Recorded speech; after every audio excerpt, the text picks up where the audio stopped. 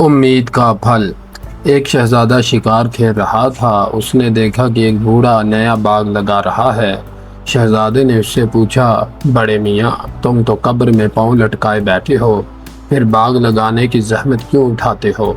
بوڑھے نے جواب دیا، جناب عالی، اول تو موت کا کوئی وقت نہیں، آئے تو ابھی آ جائے اور نہ آئے تو 10-20 برس بھی نہ آئے۔ باغ میرے سامنے پھل لے آیا تو میں بھی اس کی بہار دیکھ لوں گا، اور اگر میں پہلے مر گیا تو جس طرح دوسروں کے لگائے ہوئے درختوں کے پھل ہم کھا رہے ہیں، ہمارے لگائے ہوئے درختوں کے دوسرے کھا لیں گے۔ شہزادے نے کہا، اتنی لمبی امید عقل کے خلاف ہے۔ خیر، اگر تمہارے جیتے جی یہ پیڑ پھل دے گئے تو میں وعدہ کرتا ہوں کہ اس باغ کا مالیہ معاف کر دوں گا۔ چند سال گزرے کہ بادشاہ فوت ہو گیا اور وہی شہزادہ تخت نشین ہوا تو اس نے ملک کا دورہ شروع کیا۔ اتفاق سے اسی باغ کی طرف آ نکلا۔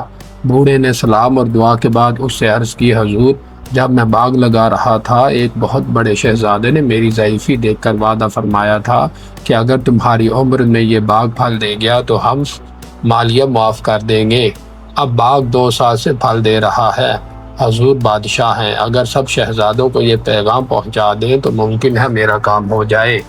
یہ بات سن کر بادشاہ کو سارا واقعہ یاد آ گیا اور اسی وقت معافی کا فرمان عطا فرما کر کہا، باہمت بوڑھے، خوش ہو، میں ہی وہ شخص ہوں جس نے تم سے یہ وعدہ کیا تھا، اور اب تمہاری ہمت کا پھل دینے کو خود موجود ہو گیا ہوں۔